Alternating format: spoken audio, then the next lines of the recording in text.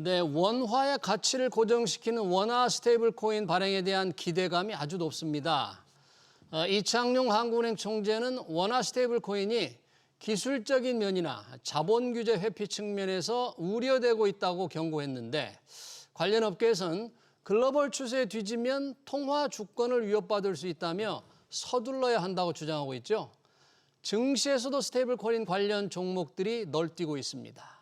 네, 이재명 정부 들어 급부상하고 있는 원화 스테이블 코인 두 분과 얘기 나눠보겠습니다. 박성준 동국대 블록체인 연구센터 센터장, 김동환 원더프레임 대표 나오셨습니다. 어서 오세요. 네, 반갑습니다. 안녕하세요.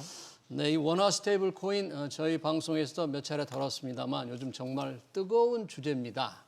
우리는 아직 법도 통과되지도 않았는데 증시에서는 뭐 관련 기업들이 테마주로 지금 엮여서 뛰고 있는 느낌입니다. 우리나라의 발행 상황, 원화 스테이블 코인 도대체 어느 정도인지부터 점검해 보겠습니다. 박성준 교수님, 어떤 상황이에요? 우리나라는 지금 원화 스테이블 코인이? 지금 시장에서의 가장 핫 이슈죠. 예. 네, 그러니까 새 정부 들어서 스테이블 코인에 대한 허용에 대한 이제 뉘앙스가 나오니까 그러니까 원화 기반 스테이블 코인에 대해서 시장에서 사실 그동안 준비를 좀 하고 있었습니다. 시장에서는. 네, 근데 예. 그게 이제 법 제도에 대한 그 일정이 잘 보이진 않기 때문에 이제 언더그라운드에서만 준비하고 있었는데 이번에 디지털 자산 기본법 그 발의안에서도 디지털 자산 기본법. 기본법 발의안에서도 이제 스테이블 코인에 대한 그 조항이 들어가 있고요. 그러다 보니까 시장에서는 이제 준비가 더 이제 급격히 진행되겠죠. 예. 그래서 대부분은 이제 금융권이라든지 심지어 증권회사까지도 생각을 하고 있는 것 같고요. 네. 특히 핀테크 협회에서 스테이블 코인, 그러니까 원화 스테이블 코인이 만약에 허용이 된다면 그 대상이 금융권만 아니라 핀테크까지 확대를 해달라는 그런 어떤 의견까지 전달한 걸로 제가 들었습니다, 어저께. 네. 그래서 상당히 이슈입니다. 근데 제가 볼 때 아직 법 제도적인 측면에서 이제 시작 단계거든요. 이제 논의하고 원화 기반 스테이블 코인에 뭐 우려되는 문제점에 대해서 이제 한국은행이나 금융당국이 네. 계속 얘기를 하고 있지 않습니까? 예. 그래서 법 제도적인 면에서는 그렇게 빨리 진행될 것 같지는 않습니다. 지금 법이 아직 통과가 안 됐잖아요. 안 말씀하신 됐습니다. 디지털 자산 기본법이 이제 발의는 돼 있는데 예. 이 법이 통과되는데도 조금 시간이 걸릴 수도 있고 그렇죠. 통과되더라도 뭐 시행령도 마련이 돼야 될 테고 뭐 제도청 다 갖춰야 될 텐데 투자자들이 기대한 만큼 바로 되지는 않을 수도 있겠어요. 예, 제가 볼 때는 아무리 빨라야 죄송합니다. 아무리 빨라야 뭐 내년 초? 내년 초. 예, 내년 초로 보는 것도 굉장히 빠른 거죠. 내년 초로 법 보는 제, 것도? 그 절차를 가장 빨리 이제 예. 한다고 하더라도 보통 시간이 좀 걸리지 않습니까? 네. 그래서 실제 저희가 느끼기에는 좀 시간이 좀 걸린다. 그래서 너무 급하게 바라볼 필요는 없다 이렇게 생각하고 있습니다. 네. 근데 원화 스테이블 코인이라는 게 우리 원화 가치에 고정시키는 가상 자산인데 그걸 원화 스테이블 코인이라고 하죠. 이걸 어디에 쓰일까? 아직 발행이 안 됐기 때문에 조금 우리 시청자들은 어디에 쓰이지 궁금한데요. 김동환 대표님, 이걸 어디에 쓸 수 있어요? 일단 발행됐다고 생각한다면? 발행됐다고 생각한다면 지금 이제 많이 얘기가 되는 건 지급 결제에 사용할 수 있다. 지급 결제, 어떤 지급 결제에 사용을 하게 됩니까? 그럼 예를 들자면 그러니까 이제 지금 신용카드로 결제를 한다든지 이런 부분에 대용해서 사용을 할 수 있다라는 얘기가 나오긴 하는데 네. 많은 분들이 그걸 궁금해하시잖아요. 네. 그래서 사실 이제 지금 사람들 너무 카드 잘 쓰고 있고 네. 지금 뭐 금융하는데 전혀 불편함이 없는데 결제 한국 지금 아무 사람들은 불편이 없는데. 네. 그래서 사실은 이거를 실제 좀 새로운 쓰임을 지금 만들어야 되는 상황입니다. 새로운 쓰임에. 네. 그래서 많은 분들이 그런 궁금증을 가지고 계시고요. 네. 이거 뭐 원화 스테이블 코인 알겠는데 이거 어디다 쓰냐? 네. 예, 거기에 대해서 지금 답을 하는 사람들이 네. 업계에서도 없고 어. 어디에도 지금 없는 약간 그런 상황입니다. 그래요?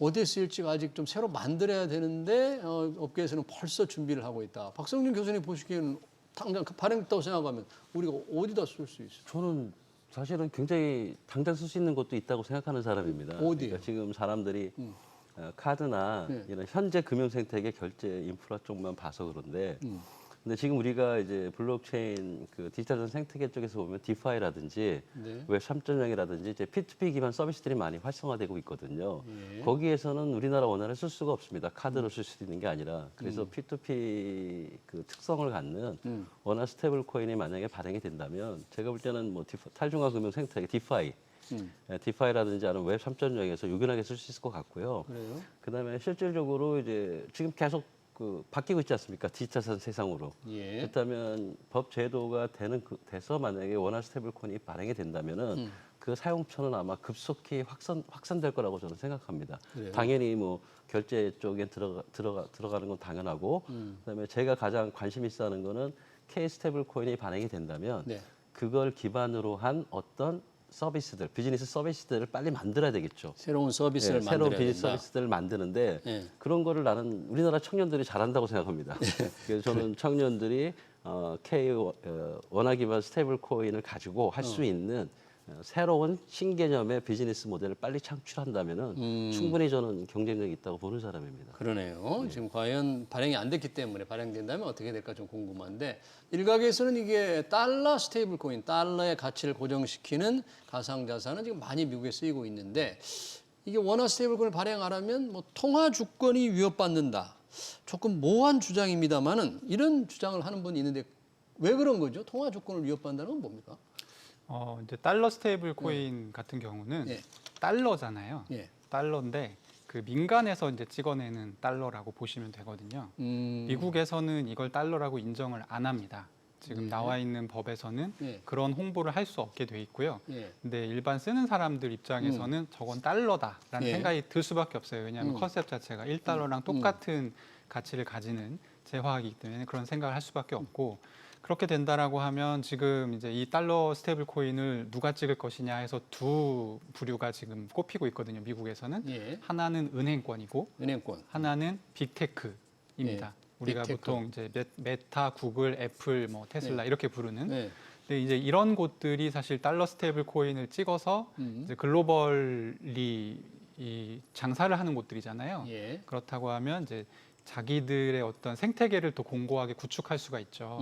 그리고 달러 스테이블 코인을 일단 찍게 되면 만드는 과정에서 국채를 담보로 하기 때문에 미국 국채를 그렇죠. 담보로. 약 4%의 연 4% 정도의 이자 수익이 이제 생깁니다. 그러니까 이걸 발행하기만 해도 발행하면 네, 네. 물론 이제 사용해서 운영하는 비용이 있겠습니다만 예. 그래서 아주 그냥 노골적으로 거칠게 얘기하자면 테슬라 차 가격을 그만큼 할인해 줄 수 있게 되는 거예요. 달러 스테이블 코인을 갖게 되면. 달러 그러면- 스테이블 코인을 발행하게 되면 거기에 이제 국채를 담보로 확실하게 맡겨야 되니까 거기 네. 수익이 생긴다 그런 얘기예요. 국채 이자 수익이 이자 생깁니다. 수익이. 네, 그래서 이제 미국 기업들이 굉장히 장사하기가 이제 편해지는 환경이 조성이 되고 네.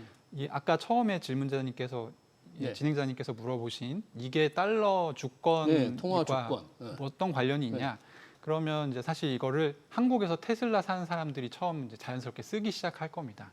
테슬라 사는 거를 달러 스테이블 코인으로 달러 쓴다. 스테이블 코인으로 결제하면 할인을 해줄 테니까. 그러면 거기서 이제 이게 이제 달러나 다름없는 거기 때문에 이걸 더 많이 사용하는 사람들이 늘어날 거고 예. 이걸 많이 사용하는 사람들이 늘어날수록 그만큼 원화 사용이 줄어들게 되는 효과가 있습니다. 네. 그래서 이제 통화 주권 얘기가 나오는 것이고요. 네, 이런 부분들은 지금 많이 얘기가 나오고 있는 부분입니다. 그래요. 이제 결제 관행 통화 주권 굉장히 글로벌 경제 전반에 영향을 아주 크게 미칠 것 같은데 그래서 그런지 이창용 한국은행 총재가 원화 스테이블 코인 발행에 대해서 뭐 반대하지는 않는데 굉장히 신중하게 얘기를 했더라고요. 원화 스테이블 코인 발행이 자본 유출 그리고 통화 정책 유효성 약화로 이어질 수 있다. 상당히 좀 우려스러운 얘기를 했는데 중앙은행 총재가 왜 이렇게 걱정을 하는 발언을 했죠? 근데 걱정하실 수밖에 없는 게요. 네. 일단 한국은행 제가 이렇게 여러 가지 얘기를 들은 바로는 한국은행 입장에서는 그 원화 기반 스테이블 코인을 우리나라 원화 화폐로 취급하시는 것 같아요. 아, 화폐로 화폐처럼 보시는 것 같아요. 건조한다. 예, 그러니까 이제 화폐 이제 발권력에 대한 어떻게 보면은 그 정책적인 문제도 있는 거고 더 중요한 거는 원화 스테이블 코인이 이제 발행이 되면은 그건 디지털로 P2P로 이제 해외로 유출될 수가 있잖아요. 그러니까 쉽게 얘기하면 이제 외부 국부 유출도 있고, 예. 그 다음에 어떻게 보면은 외부에 나간 그 원화 기반 스테이블 코인들이 외국에 한꺼번에 이렇게 쭉 나갔다가 이제 갑자기 이제 우리나라에 어떤 리스크가 생겨서 그게 한꺼번에 만약에 팔겠다고 들어온다 그러면은 우리나라에 대한 어떤 그 부담을 견딜 수가 없는 거죠. 그런 통화 관련에 대한 부담을 견딜 수가 없기 때문에 제가 볼 때 그 한국은행 총재님께서 말씀하시는 우려는 저는 자연스러운 현상이라고 생각을 합니다. 네. 근데 문제는 한국은행 총재님도 이걸 그래서 못하겠다라는 그 뉘앙스는 아니신 것 같아요. 반대하진 않는다 예, 이런 그런 전제를 뉘앙스는 아니기 받았더라고요. 때문에 그럼 한국은행에서 우려하는 그러한 리스크적인 측면을 우리가 어떻게 제도를 잘 관리해서 리스크 해지를 하겠느냐 이거에 대한 좀 논의가 좀 빨리 됐으면 좋겠다는 게 제 입장입니다. 네, 우선 그런 논의를 먼저 하자. 그러다 보니까 이창용 총재가 한 얘기지만 먼저 은행부터 발행하게 한 다음에 추이를 지켜보자. 이런 주장을 했어요. 이창용 하는 총재는. 근데 아까 말씀하신 대로 핀테크 협회에서는 핀테크 회사들도 함께 좀 발행해야 되는 게 아니냐 이렇게 주장을 하는데 어떻게 하는 게 바람직할까요? 어떤 게 좋은 거예요? 이게 이제 바람직하다라고 말할 수가 없는 게요. 뭘 선택하든지 거의 상응하는 부작용이 있습니다. 아, 어떻게 해요? 네. 가령 이제 은행 먼저 어. 열어준다라고 하면 안정적인 운영은 될 테지만 예. 은행 입장에서 이제 이해상충이라기보다는 예. 이제 자기들이 이미 하고 있는 사업이랑 충돌이 됩니다. 어떻게 충돌이 되죠? 지금 원화 스테이블 코인 같은 경우는 결국에는 내가 가지고 있는 돈을 집어넣고 원화 스테이블 코인을 받아서 그걸 사용하는 방식이거든요. 네. 이 예금이랑 똑같아요. 음. 그래서 은행 입장에서는 이 예금이랑 달리 이게 똑같은데 이 예금 같은 경우는 그래도 우리가 이제 대출 같은 것도 돌릴 수가 있고 그렇지 네. 않습니까? 그렇죠. 근데 원화 스테이블 코인으로 들어오는 돈은 그러니까 이게 모든 게 아직 법이 정해져 있지 네, 않아서 몰라서 좀 그렇지. 얘기하기 어려운 부분이지만 지금 이 법제에 대해서 제일 앞서가고 있는 나라는 현재는 미국이니까 예. 미국 같은 나라는 안전자산 투자 말고는 못하게 되어 있어요. 지금 분위기가 그렇게 가고 있습니다. 안전자산 투자. 네. 아, 그러니까 이 원화 스테이블 코인을 돈을 넣고 그만큼에 상응하는 코인을 예. 발행을 하는 방식인데 예. 그래서 가치가 유지가 되는 방식인데 예. 그러니까 이제 쉽게 얘기하면 달러나 아니면 뭘 이렇게 돈을 넣고 이제 달러 스테이블 코인을 발행을 하면 미국에서는 네. 그 달러만큼의 국채를 사서 여기다 넣습니다. 아, 국채를. 네. 근데 이제 국채 말고 다른 걸로 운용을 할 수도 있잖아요. 예. 근데 이걸 허용하지 않는 쪽으로 논의가 지금 진행이 되고 있어요. 미국 네. 의회에서. 그러면 여기서 먼저 법이 이렇게 정해지면 저는 한국에서도 같은 식으로 정해질 가능성이 굉장히 높다 보는데 네. 그렇게 따지면 은행은 네. 사실 이거를 굳이 의회해서 뭐 예금 그렇지 않아도 다 받고 있고. 네, 예금 그렇지 않아도 잘 받고 있고 음. 그리고 이거를 만약에 예금 안 하고 사람들이 원화 스테이블 코인으로 바꾼다고 쳐요. 네. 그럼 그 돈은 운용을 할 수가 없게 되는 거예요. 예, 네, 그러네요. 안전자산 뭐 제외하고는 원화 국채만 사야 된다 그렇게 되면 그게 원화 국채든 뭐 미국 국채든 미국 국채만 사야 된다면 지금 운용- 이제 어느 정도로 이게 초기 단계냐면 어, 원화 스테이블 코인에 들어가는 준비금을 자산을 예. 이걸 미국 국채도 해줄 거냐 아니면 한국의 국채만 넣게 될 거냐 여기 또 한번. 이제 굉장히 달라집니다. 미국 예. 국채는 4%인데 한국 국채는 3%에서 뭐 단기 국채는 그보다 이율이 낮으니까요. 예. 예, 그런 문제들이 있습니다. 예. 여러 가지가 지금 미정인 상태라 지금 기업들은 마구 뛰어가요. 지금 상표권 등록도 하고 가는데 제도나 법이 정비가 안 돼 있기 때문에 참 모호합니다. 관련해서 우리 가상자산거래소죠. 업비트. 네이버 페이와 원화 스테이블 코인 사업을 위한 제휴를 맺었답니다. 법도 안 돼 있는데 업비트는 가상자산거래소 1등, 네이버 페이는 간편결제 뭐 1등 회사가 뭔가 제휴를 맺었는데 여기는 어떤 사업 구상일까요? 저 같아도 할 것 같습니다. 왜요? 그러니까 그동안 이제 업비트나 이제 빗썸이나 우리나라 이제 5대 원화마켓 거래소의 그 인식이 이제 단순한 거래소 개념이 있지 않습니까? 네. 근데 사실은 뭐 그것만 해줘도 수익이 몇몇 1, 2 업체는 수익이 엄청나겠지만 어마어마하죠. 근데 이제 새로운 단순히 암호화폐 거래소 업체들은 그냥 암호화폐 거래소 중개 업체입니다. 중개 수수료 먹는 업체고 우리나라에서 아직 뭐 그 뭐냐면 파생 상품이라든지 이런 걸 허용을 안 하지 않습니까? 그거 중에 하나가 뭐냐면 걔네들은 이제 금융회사는 아니라는 거죠. 그렇죠. 증권회사도 아니고 그렇다면 이제 네이버 그 암호화폐 거래소들은 또 다른 신사업을 창출해야 됩니다. 그 신사업 창출의 하나로 가장 암호화폐 거래소에 친근한 자기들의 경쟁력을 가지고 예. 원화 기반 스테이블 코인을 가지고 뭐 결제 인프라 플랫폼 사업에 도입을 한다든지. 결제. 그러니까 이래서 업비트 같은 경우가 단순히 거래 플랫폼 사업자에서 이제는 금융 플랫폼 사업자로 갈 수 있는 발판을 만드는 것만 해도 저는 대단하게 보고 있는 거고요. 예. 두 번째는 뭐냐면은 법제도 사실 저도 그래요. 법제도가 아직 구체되지 않아가지고 그러니까요. 뭐라고 말씀드릴 수 없는데 그리고 경쟁력 측면에서 저는 굉장히 있다고 보는 게요. 경쟁력이요? 예, 왜냐하면은 이미 그 원화 기반 스테이블 코인을 쓰는 사람들은 그 블록체인 특성상 지갑이라는 걸 다시 다운로드 받아야 됩니다.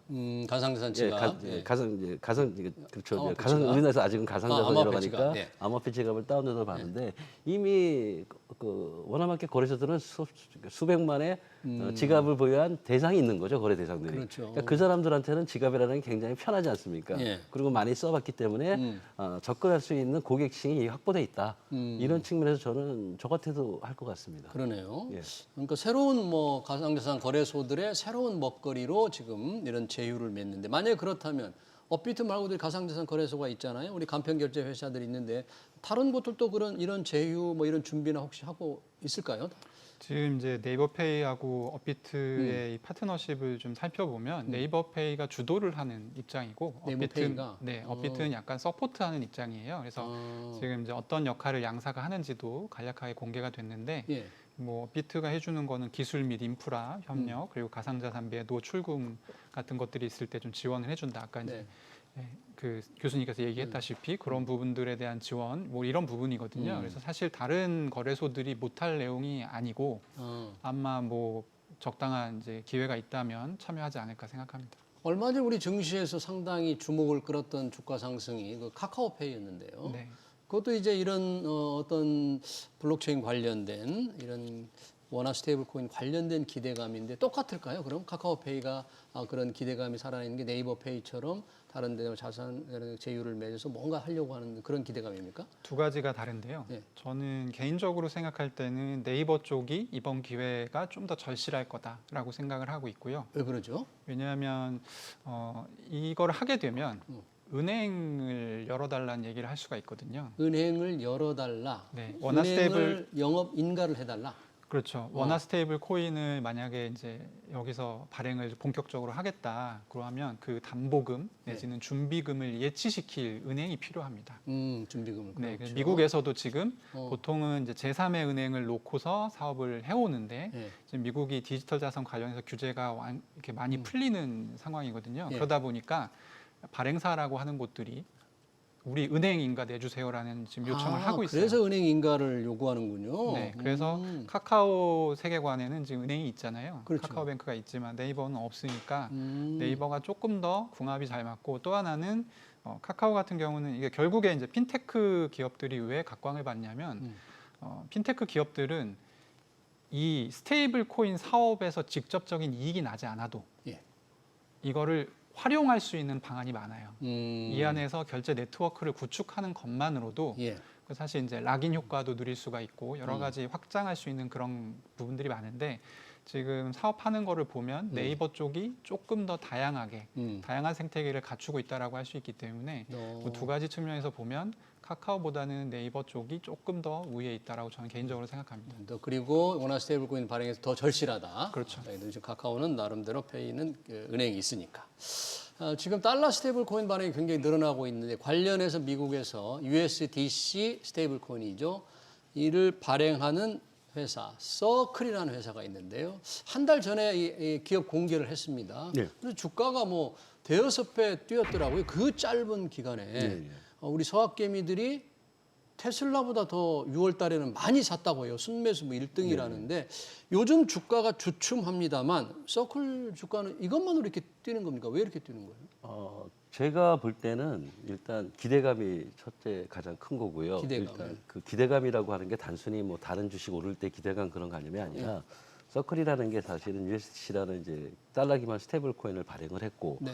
그게 이제 제도화 될 거라는 게 일단 확실시 되는 거죠.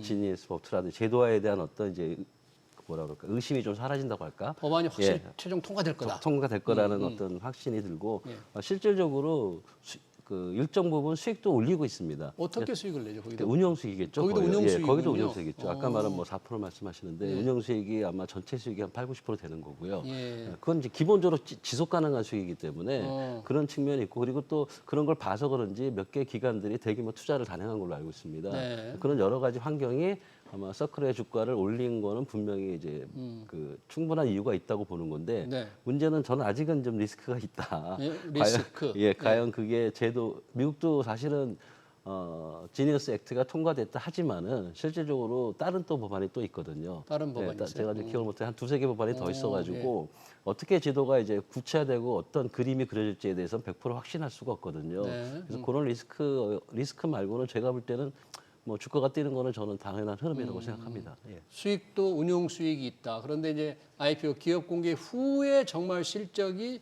뒷받침이 된다면 이제 주가가 더 오를 수 있는데 현재는 아까 말씀하신 뭐 그런 약간의 리스크 때문인지 주가가 좀 조정을 받고 있는데요. 이런 걸 뭐 어떻게 봐야 될지 향후 주가 전망은 어떻게 해야 될지 좀 궁금하네요. 함께 발행한 코인베이스는 또 어떤지. 이제 제가 아까 이게 사실 발행사 입장에서는 그다지 먹거리가 안 될 가능성이 높다. 발행사에서는 네, 얘기를 드렸는데 이 서클 사례 때문에 사실은 그렇게 얘기가 좀 되고 있습니다. 왜냐하면 서클 같은 경우는 지금 시가총액 기준으로 글로벌 2위 스테이블 코인 발행사거든요. 예. 이번에 이제 상장을 했고 올라가는 이유는 명확한 것이 네. 미국 정부가 스테이블 코인을 활성화시키겠다고 했는데 그래서 투자할 곳이 서클 말고 없습니다. 유일한 발행 상장사, 상장된 유일한 발행사예요. 예. 그래서 서클 말고 살 게 없고, 근데 작년 같은 경우에 지금 이 친구들이 수익을 얼마 냈냐면 한 1억 6천만 달러 정도 냈습니다. 1억 6천만 달러. 이거 다 운용 수익이겠네요.